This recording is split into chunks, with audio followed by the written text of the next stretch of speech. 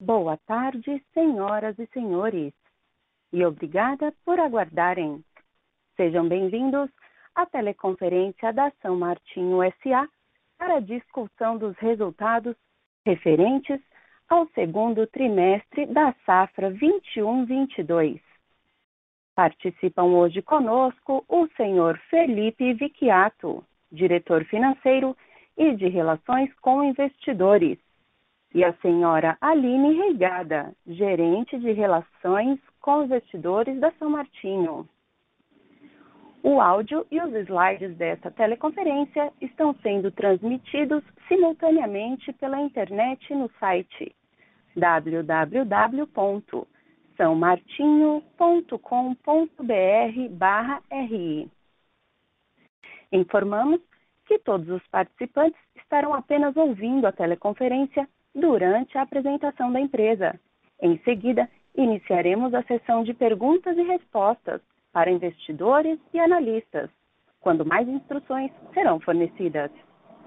Caso alguém necessite de alguma assistência durante a conferência, por favor, solicite a ajuda de um operador digitando *0. Informamos que algumas informações contidas nesse conference call podem ter projeções ou informações sobre expectativas futuras. Tais informações estão sujeitas a riscos conhecidos e desconhecidos e incertezas que podem fazer com que tais expectativas não se concretizem ou sejam substancialmente diferentes do que era esperado. Agora, gostaria de passar a palavra ao senhor Felipe Vicchiato, que irá iniciar a conferência. Obrigada. Boa tarde a todos, obrigado pela participação na conferência da São Martinho, relativa aos resultados do segundo trimestre da safra atual. A gente vai iniciar aqui diretamente na página 4, falando um pouquinho do encerramento da safra, que a gente divulgou ontem, um fato relevante com os principais indicadores de produção. Então, na página 4, a gente tem a São Martinho encerrou a moagem na data de ontem, com uma moagem total de 19,9 milhões de toneladas de cana, um decréscimo de 11,7% em relação à safra anterior, devido principalmente a uma menor produtividade de cana por hectare, saindo do patamar de 81 para 72 toneladas por hectare, resultado aí da forte estiagem que teve aí no Brasil, notadamente no Centro-Sul, no período, porém compensado parcialmente por uma melhora pequena no ATR.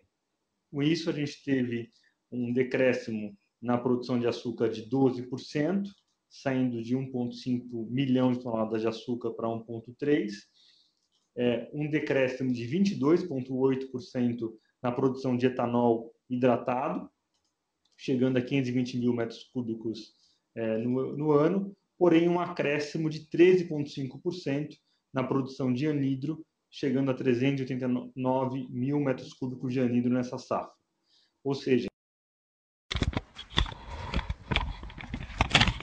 desculpe, retomando novamente aqui o call, indo para o próximo slide de destaques financeiros. A companhia teve um crescimento na receita líquida em relação ao trimestre passado de 54%, resultado aí dos melhores preços de açúcar e etanol.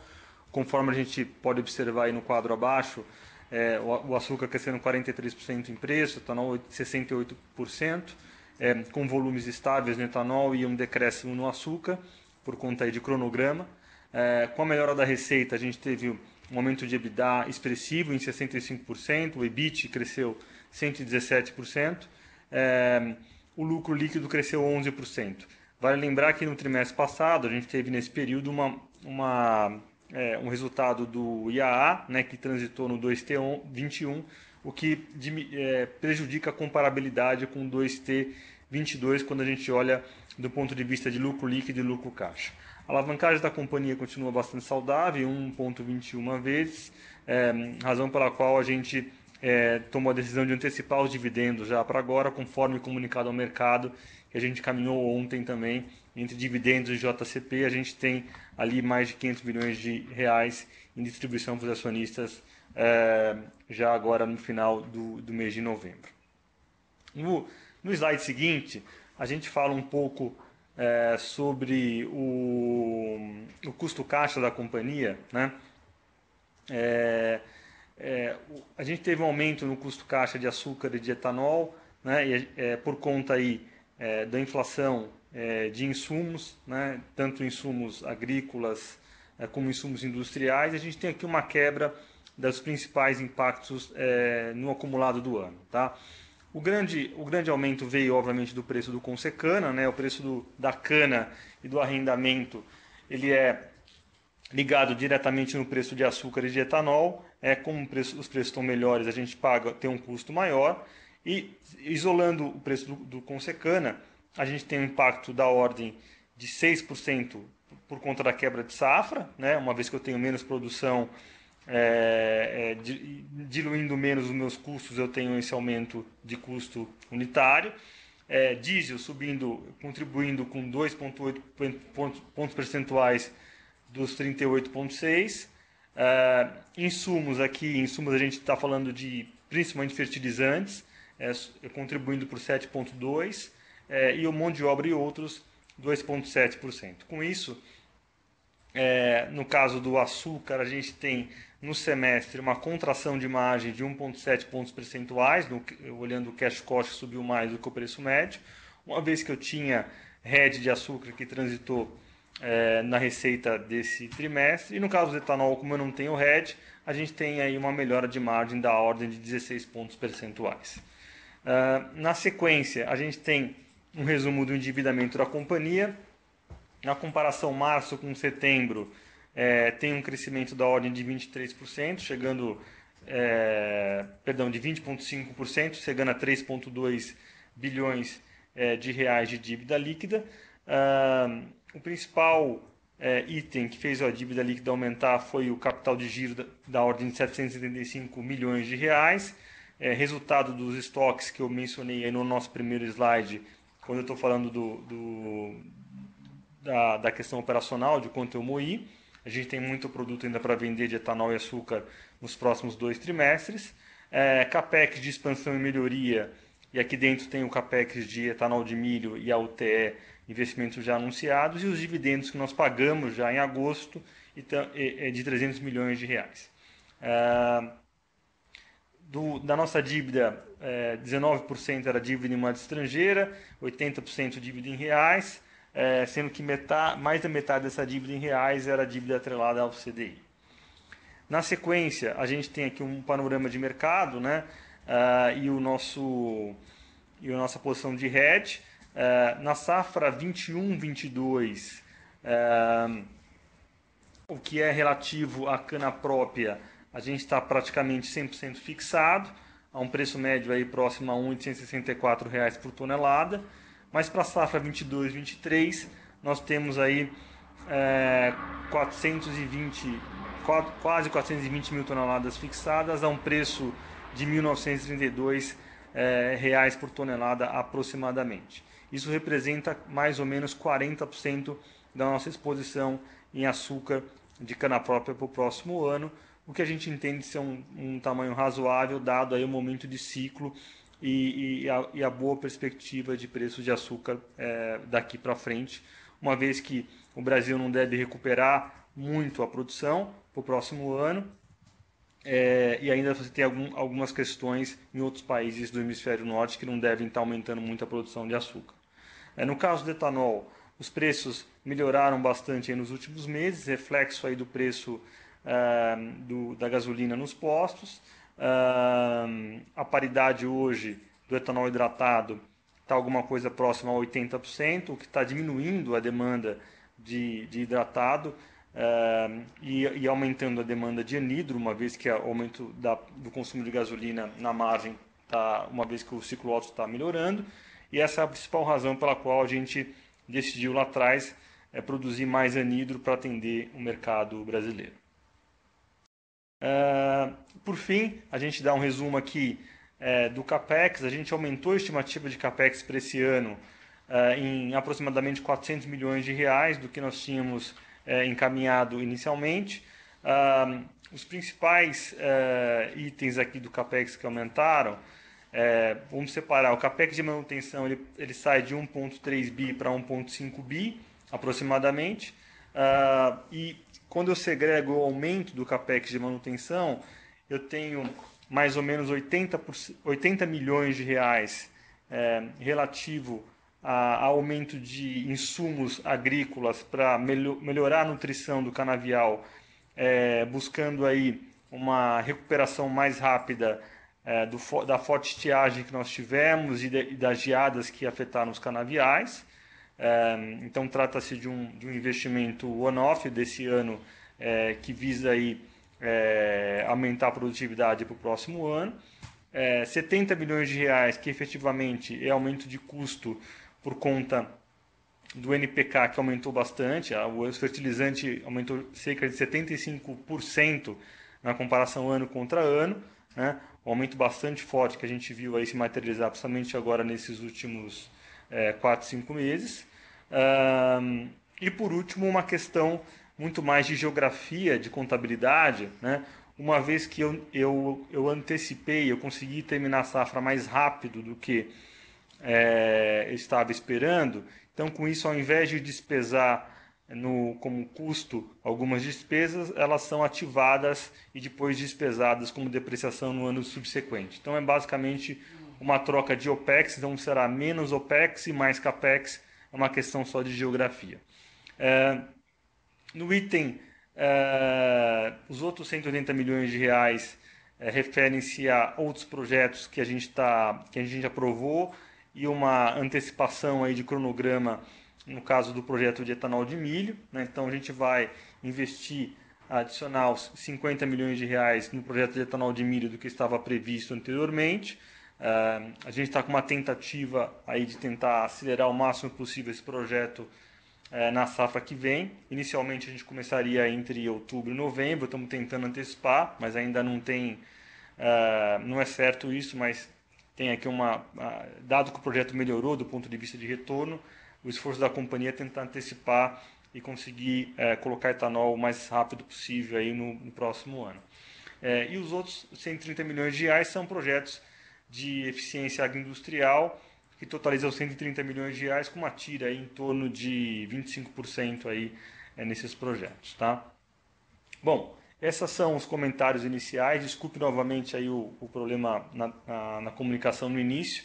Eu posso retomar qualquer ponto que vocês perderam aí nas perguntas e respostas. Tá? Obrigado, podemos abrir para perguntas e respostas agora. Obrigada.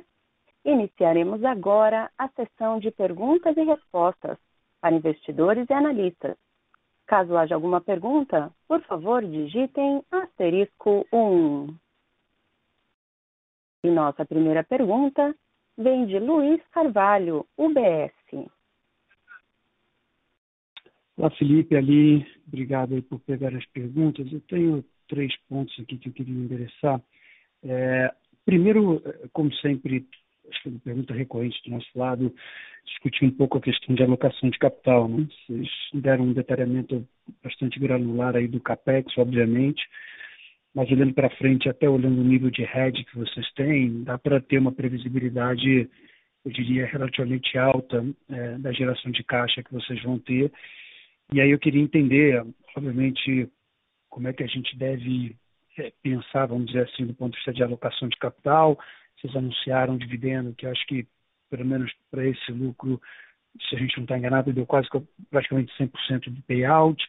E aí, obviamente, se você pudesse contextualizar um pouco do projeto de etanol de milho e talvez alguma coisa sobre etanol de segunda geração, algum update nesse sentido seria bacana. A segunda pergunta é em relação à safra de 22, 23, né? Você colocou, Felipe, aí que teve, obviamente, um impacto por conta de clima, tinha um clima mais seco e algum impacto de geada, né? Impactando aí a moagem na casa de 19 milhões. Queria entender um pouco como é que está a cabeça de vocês para a próxima safra, do ponto de vista, vamos chamar assim, de volume, né, de moagem, e se você pudesse comentar um pouco sobre o hedge, porque a gente tem visto aí preço de açúcar há um bom tempo já na casa de, sei lá, 18, beirando ali os 20 cents per pound, né? e a gente vê um valor de hedge talvez abaixo do que a gente esperava aqui. Queria que você comentasse um pouco. E só para finalizar, uma rápida, se você pudesse comentar sobre essa recente queda, vamos dizer assim, da tarifa de importação de etanol de 20% para 19%, para 18%. Desculpa se você vislumbra algum impacto. Obrigado. Oi, Luiz, boa tarde, obrigado pelas perguntas. Deixa eu ver se eu consigo lembrar de todas aqui. Vou começar pelas segundas, com uma dúvida. Quando você fala que você viu o preço de 18 centavos, 18, 19 centavos por um bom tempo, e o meu hedge está 15, a tua pergunta é por que eu não tenho uma quantidade maior redeada em toneladas, ou por que está 15 ou um e eu preço tenho... maior. Talvez a gente esperava então, assim, um valor de hedge maior, vamos dizer assim, no dólar por tonelada, o cents per pound. Perfeito. Né? O que aconteceu foi que a gente fez esse hedge muito lá no início. Né? Nós estamos agora em novembro. Eu diria que esse hedge foi feito aí há pelo menos uns 6 meses atrás. Tanto é que a minha evolução do trimestre passado para esse, do ponto de vista de quantidade de toneladas de açúcar redeada, foi muito pequeno. Se não me engano, 20, 30 mil toneladas. Tá? Esse hedge inicial de 400 mil toneladas, aí 380 mil toneladas, foi feito muito no começo. E lá no começo tinha um preço ainda de 15 16 centavos. É por isso que você não vê aí uma evolução grande em cents por pound desse hedge. Tá? O que aconteceu foi que após a gente realizar esse hedge, aconteceu geada, queimada, a seca se prolongou muito, né? Se não me engano, esse hedge foi feito ali antes de março, né? Para a parte mais baixa aí, tá? E aí a gente olhando e vendo o impacto que ia ter nessa menor produção de açúcar no Brasil, né? Lembrando que as estimativas iniciais da safra chegavam aí na casa de 580 milhões, 590 milhões de toneladas, a gente vai fechar em 515 milhões de toneladas, né? O Centro-Sul, né? Então, depois que a gente começou a perceber esse apagão de cana que ia ter, a gente parou de fazer o hedge. O ponto é que a gente fez muito no começo e pegou um preço em cents ainda bastante baixo. Tá? Para você ter uma ideia, esses 72 toneladas por hectare da São Martinho de TCH, eu estou há 16 anos na empresa, eu nunca vi um TCH tão baixo. Né? Vocês vão ver nos próximos meses, aí, quando todas as usinas fecharem a safra e divulgarem os números, vocês vão perceber números aí na casa de 60. Tá? Então, de fato, a estiagem foi muito forte e ainda pegou a questão de queimadas e de geada que prejudicou ainda mais o canavial. Tá? Então, como a gente parou, né, dado esse cenário, a gente parou de fazer novos heads, né, em volume relevante, acaba que na média aí fica parado nessa casa de 15 centavos. Tá? A tua primeira pergunta em relação à alocação de capital, a gente tem aqui de investimentos já programados 650 milhões para a planta de etanol de milho, que está sendo feito o grande volume agora, 500 milhões de reais dessa safra. Tem a planta de cogeração, que deve consumir aí uns 350 milhões de reais, metade agora e metade no ano que vem. E os projetos que a gente aprovou recentemente somam aí 130 milhões de reais, tá? Que devem entrar nesse ano e escorregar uma parte pequena para o próximo ano.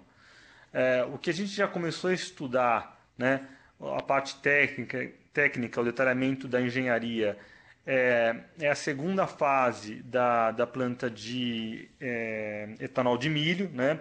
Quando a gente aprovou esse projeto há um ano e meio atrás, a gente aprovou um projeto que conseguia se expandir muito rápido. Tá?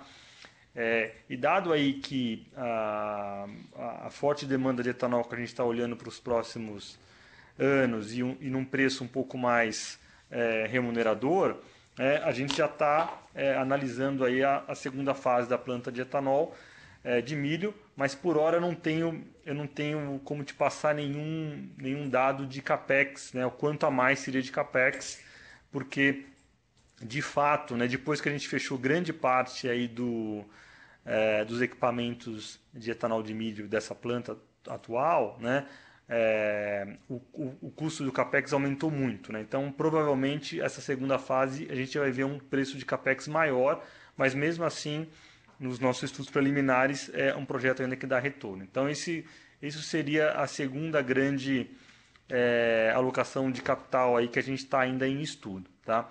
E no demais, Luiz, efetivamente remuneração dos acionistas via pagamento de dividendos e recompra de ações quando for o caso, né? Dividendos a gente antecipou agora, como você mencionou bem, quase 100% do lucro acumulado, né? O que tinha de reserva de lucro a gente antecipou e está pagando via JCP e dividendos. Vamos olhar agora esse terceiro e quarto trimestre, como vai ser o resultado, mas esses são os principais projetos aí de alocação de capital. O etanol 2G, a gente ainda está em estudos preliminares, tá? A gente olhou, estamos vendo qual que é a tecnologia mais viável e que fica mais fit com a São Martinho, e se é o caso de investir ou não, né? Dado aí o elevado custo de produção de etanol 2G, né? Por hora, a gente não tem muita informação, mas a gente está trabalhando para desenvolver esse projeto e, se for quando for o caso, a gente faz o anúncio, tá? Mas hoje a probabilidade ainda é baixa de algum anúncio nesse sentido, tá? Acho que é isso. Não sei se... desculpa, tem mais uma questão aqui que eu esqueci. A questão da tarifa, que caiu 10%, eu acho que tem pouquíssimo impacto para a gente. Inclusive, a São Martinho deve estar importando etanol anidro aí para o início do ano que vem, final desse ano, para a gente abastecer o mercado, dada essa forte demanda que a gente está vendo de anidro. A gente deve estar importando mesmo com essa tarifa para atender o mercado, tá? Fechado. Tá claro. Obrigado. Obrigado, Luiz.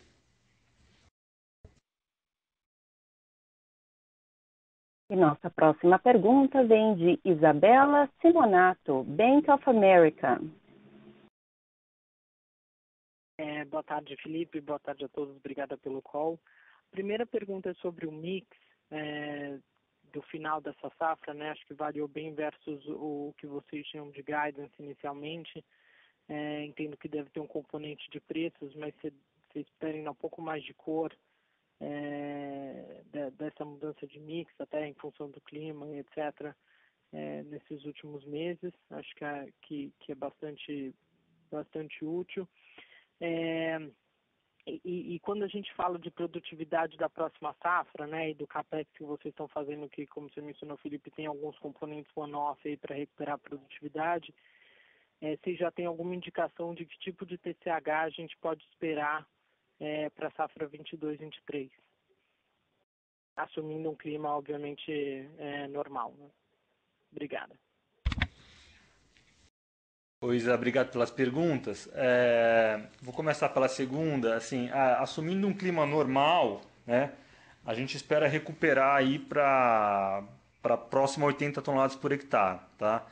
Mas vai depender aí muito de como vai ser esse clima, né? Em relação ao clima, tem um comentário, né, que a gente provavelmente vai ser um laninha, né, ou seja, para o Centro-Sul, a gente está falando de um clima de poucas chuvas, né? E pior que isso, é um clima de muita intensidade de chuva e alguns dias depois um veranico muito elevado, né? Então eu tenho bastante chuva em 2, 3 dias e depois fica muito seco por muitos dias, né? E esse não é um clima ideal para cana, né? Para agricultura de uma maneira geral, tá? E para cana também é bastante ruim, né? Então, a se confirmar esse laninha, né? Agora no verão, a gente está falando de um verão não normal, né? E essa é uma das razões pelas quais a gente aumentou aí o capex de nutrição do canavial para que no momento em que esse canavial receber essa chuva, né, essa pouca chuva, ele consiga aí se recuperar né, e ter um crescimento mais rápido do que seria um verão normal, tá? Então, assim, se tiver um verão normal, a gente está falando aí de uma casa de 80 toneladas por hectare, ou seja, a gente retoma o que tínhamos na safra anterior. Se tiver um verão com esse efeito do Laninha um pouco mais agudo, a gente está falando de uma recuperação aí da casa de 4 a 5 toneladas no máximo, tá? Que a gente entende que paga aí a conta desse capex, tá? O outubro foi bom de chuvas, né? A gente teve bastante chuvas nas nossas usinas, não foi homogêneo em todo o Brasil, mas nas nossas usinas foi um mês bastante bom, o que ajuda bastante, né? Do ponto de vista de plantio agora e da largada da cana, né? Como um agrícola disse aqui, ele falou assim, você pensar num dia que você tem 6 refeições, né? O café da manhã, que foi o outubro, né? Um cesto foi bastante bom, a gente se alimentou bem desse café da manhã, né? Porque dá para aguentar aí a refeição do meio, né? Mas a gente precisa ter um verão um pouco melhor aí para recuperar mais esse TCH, tá? Em relação ao guidance vis-à-vis o quanto a gente produziu, né? Primeiro o que ocorreu foi essa perda de produtividade inicial aí de TCH fez com que a gente aumentasse mais a produção diária, a moagem diária de cana, né? Então, quando você tem uma queda desse tamanho, você aumenta, você encurta mais a safra, né? E aí você não tem muito espaço nas usinas em relação a mix, né? O segundo ponto foi que lá em meados de setembro, o preço agosto, setembro, o preço de açúcar andou bastante, né? Então a gente optou aí por produzir um pouco mais de açúcar para aproveitar esse preço, em detrimento aí de um pouco de hidratado. E o primeiro ponto foi aqui a questão do anidro, né? Para atender o mercado, a gente forçou bem o anidro, que acaba tirando principalmente o hidratado, tá? Essa é a razão porque a gente ficou um pouco diferente o nosso guidance aqui, mas olhando na linha de etanol, né? O etanol que a gente tinha do guidance era alguma coisa próxima ali a 625 do hidratado e colocamos aí 521 e essa diferença foi para o açúcar, mas a questão do anidro a gente preservou, entregou inteiramente o que estava previsto aí de produção de GADS para o anidro. Tá claro, obrigado, Felipe. Obrigado.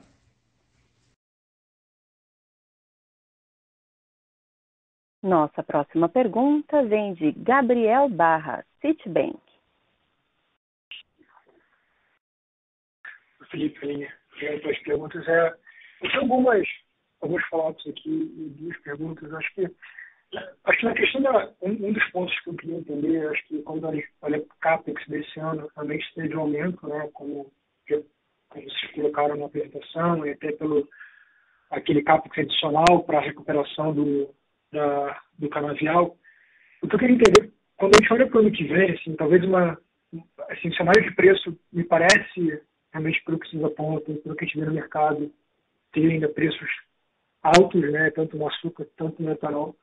E a preocupação seria realmente na questão do custo do CAPEX, né? Acho que esse ano, se puderem falar um pouco como vocês viram essa pressão, né? Se vocês pegaram toda essa pressão dos custos, principalmente no fertilizante esse ano, e quanto isso pode impactar para o próximo ano. Né? Eu queria entender quanto de aumento a gente poderia esperar para o próximo ano em CAPEX, né? Resumindo a pergunta.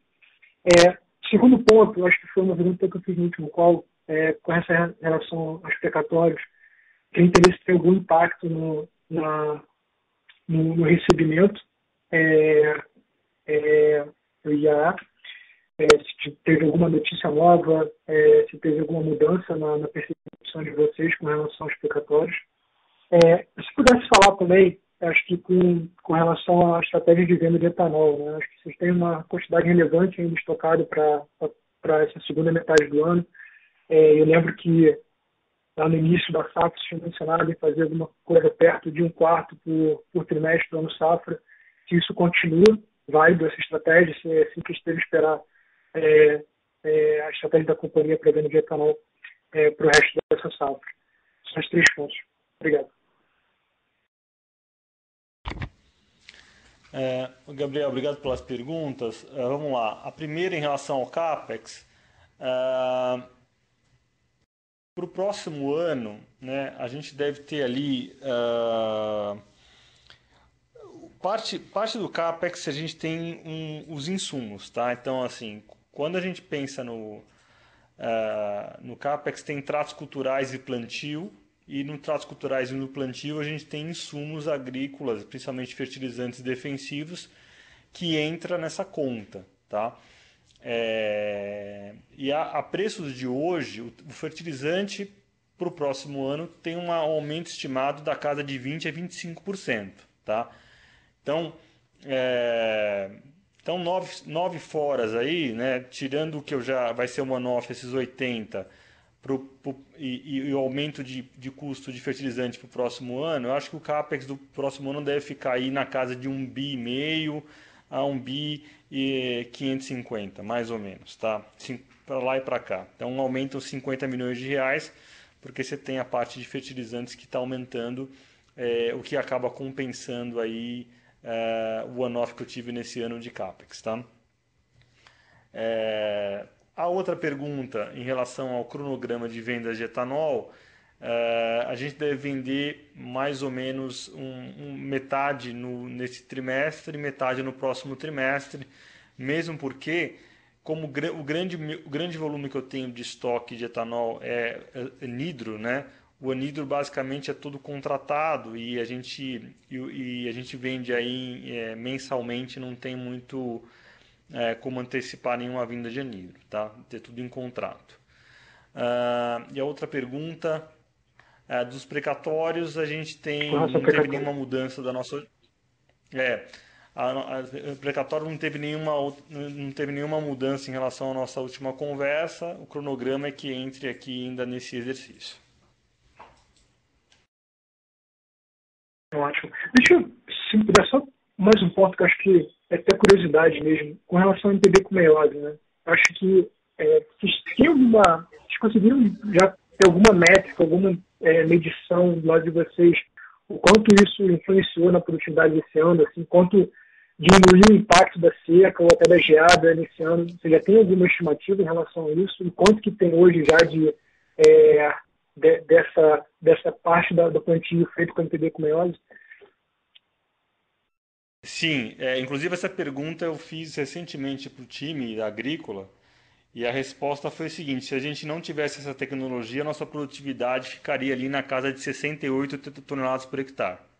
Então eu ficaria com 4 toneladas a menos do que eu tive por hectare se eu não tivesse implementado essa tecnologia aí há 5, 6 anos atrás, tá? Numa escala razoável. Então, e mais do que isso, tá? Que é uma coisa muito importante. Muitas usinas não vão ter muda para plantar agora no verão, porque como sofreram com estiagem e a produtividade foi muito baixa e com a geada, né, a necessidade de cana para usar como muda para plantio vai ser muito maior, ou seja, o impacto de moagem dessas usinas para o próximo ano vai ser na margem muito maior do que a São Martinho, porque eles têm que usar as próprias canas deles como muda. A São Martinho tinha toda a cana em viveiro, né?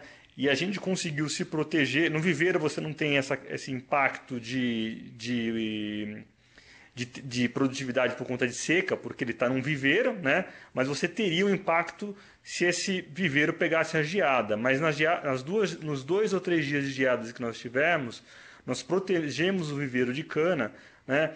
E a gente não teve impacto nas mudas com as geadas. Ao passo que a quantidade de muda que eu preciso para fazer o plantio, ele não se alterou, né?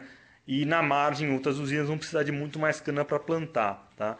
Então, assim, fazendo uma longa história curta, né? Além dessa safra, eu na margem conseguir uma produtividade melhor, eu tenho o fato de eu ter a tecnologia, eu não vou perder, né, cana nos próximos anos porque eu estou com a minha muda preservada. Ótimo, Felipe. Super claro. Obrigado. Obrigado. Nossa próxima pergunta vem de Werner Roger, Trígono Capital. Boa tarde, parabéns aí pelo resultado, né? Um cenário aí bem complicado, questão do clima. Em relação aos insumos, né? Você já comentou aí o impacto para a próxima safra. A questão é se já foi adquirido, né? Aproveitando até o fechamento, travamento aí do preço, né? Câmbio, se a companhia já comprou, né? Se já recebeu, ou se existe ainda o risco de entrega ou mesmo variação de preço. A segunda questão também relacionada à tecnologia, né? Como é que estão os estudos, né, os projetos em relação ao biometano, né, da vinhaça, né? Nós vimos algumas empresas já anunciaram que estão funcionando, estão produzindo, né, gerando o biogás.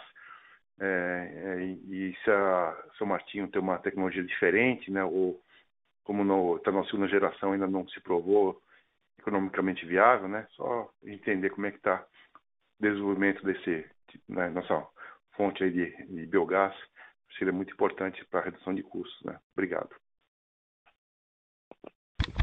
Oi, Werner, boa tarde, obrigado pelas perguntas. Deixa eu começar pela segunda, pelo biometano. A gente evoluiu bastante aqui nos estudos, a gente já encontrou parceiros de tecnologia, já temos um MOU assinado com eles assim, para iniciar, se aprofundar nos estudos. Eu espero que até o final desse ano, começo do próximo, a gente já deva ter um projeto aí com retorno, desenhado e ver se é viável ou não na localização onde as nossas usinas estão, tá? Então acho que no próximo trimestre eu devo ter novidade em relação a isso. Mas tem uma turma aí já estudando e um go ou não go desse projeto. Em relação à primeira pergunta dos insumos, a gente já tem contratado a quantidade dos insumos, dos fertilizantes e de defensivos também, através de contratos. Então a quantidade está garantida, a gente não tem risco, a gente não vê risco de suprimento disso.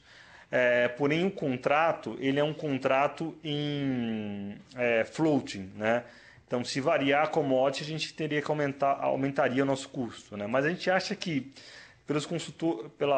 a equipe de suprimentos entende que no preço que já está, né, ou seja, que é 25% acima dessa safra, ou quase 100% acima dos últimos 2 anos, a chance de continuar subindo mais é relativamente pequena, né? Mas a gente está atento aí para antecipar isso e fixar se for o caso, tá? Mas o suprimento em si do produto a gente entende que não vai faltar, tá? Ok, muito obrigado. Obrigado. Nossa próxima pergunta vem de Christian Aldi, Santander. Oi, Felipe, tudo bem? Obrigado pela apresentação e pelos resultados, parabéns. Eu tinha algumas perguntas. Eu gostaria de começar no tópico de retorno, de TIR. Dá para você falar um pouco sobre os tipos de retornos de TIRs que você está vendo para esses projetos diferentes que você está indo atrás, né? Cogeração, a planta de cogeração, a planta de etanol de milho, e daí esses recentes projetos que você mencionou que vocês adicionaram, aí, acho que cerca de 130 milhões, só para a gente ter um ponto de comparação entre o TIR que você está como companhia gerando hoje, Felipe, versus os tipos de TIRs que você está esperando para esses projetos. A segunda pergunta, com relação ao uso de capital, como vocês estão gerando muito caixa, tem uma alavancagem muito baixa e estão pagando dividendo, que é excelente, como é que vocês pensam sobre essa decisão de pagar dividendo, Felipe, ou recomprar ação? Eu sei que liquidez da ação foi sempre um fator importante que vocês levavam em consideração. E, por fim, se você pudesse só comentar do lado de açúcar, um update global do que você está vendo em outros países, grandes produtores de açúcar. Você já mencionou com relação ao Brasil, expectativa de uma produção não tão maior na próxima safra, mas dá para você falar em geral sobre suas expectativas sobre o preço de açúcar e principalmente o que vocês estão vendo em outros grandes países produtores como Índia, Tailândia, etc. Por favor, obrigado. Oi, Cristian, boa tarde, obrigado pelas perguntas. Bom, deixa eu começar falando dos retornos, né? O retorno do projeto de etanol de milho, né? Quando a gente aprovou o projeto, ele estava na casa de 20% aproximadamente, retorno alavancado, né? E naquela ocasião a gente tinha um preço de etanol bem mais deprimido, né? Resultado de um petróleo naquela época que a gente estimava na casa de $50, e um preço de milho também menor, né? Acho que, salvo engano, estava R$ 40 a saca. Com os preços atuais, né, de petróleo, milho e farelo e DDGS, né, que está ligado diretamente com o preço de farelo de soja, o retorno do projeto aí sobe um pouco mais, na casa de 30%. Tá?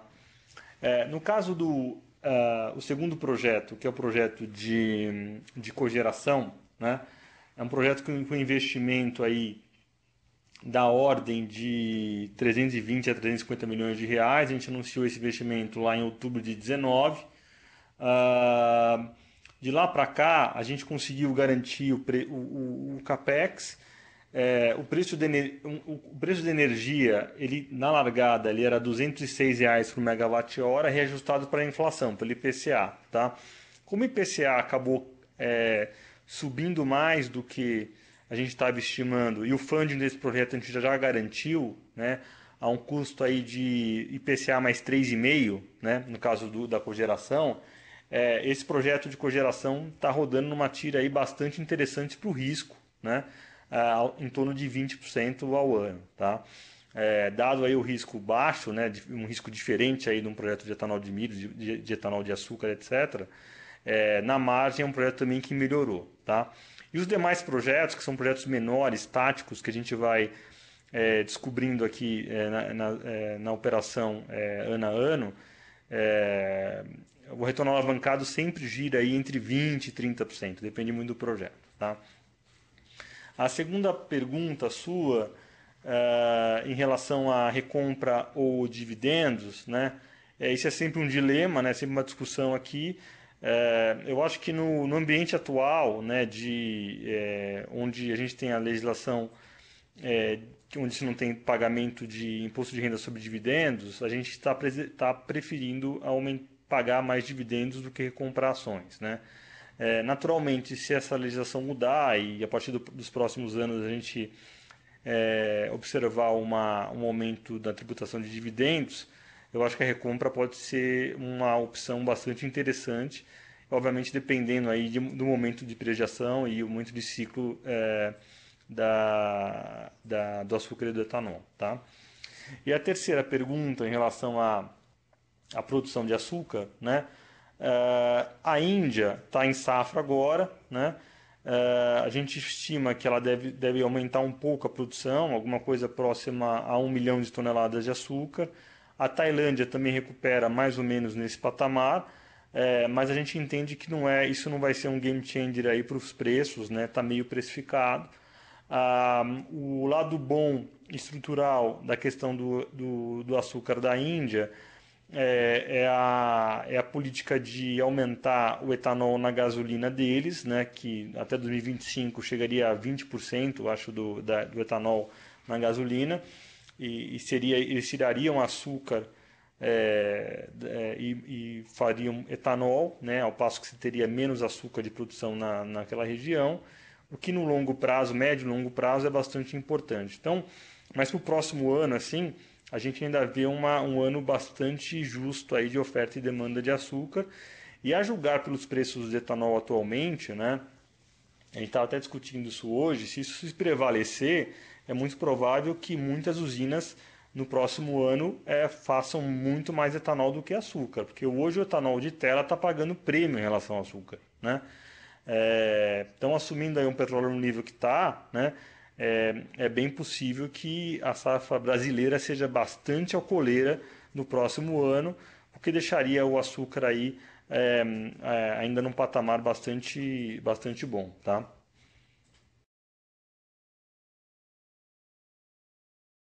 Ok, Felipe.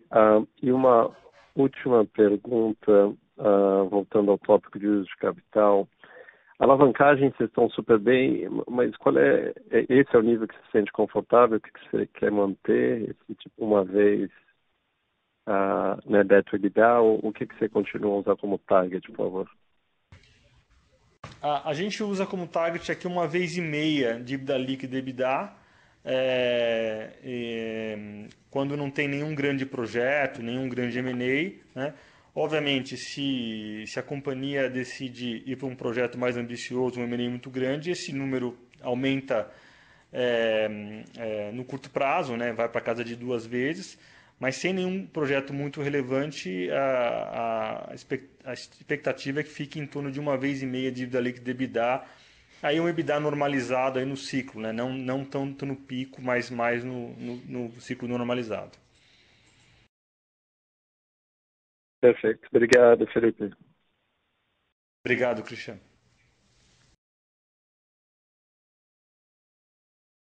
Lembrando que para fazer perguntas, basta digitar *1.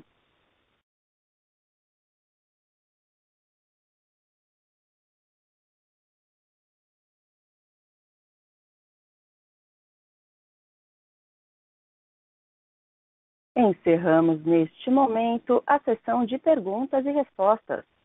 Gostaria de passar a palavra ao senhor Felipe Vicchiato para as considerações finais.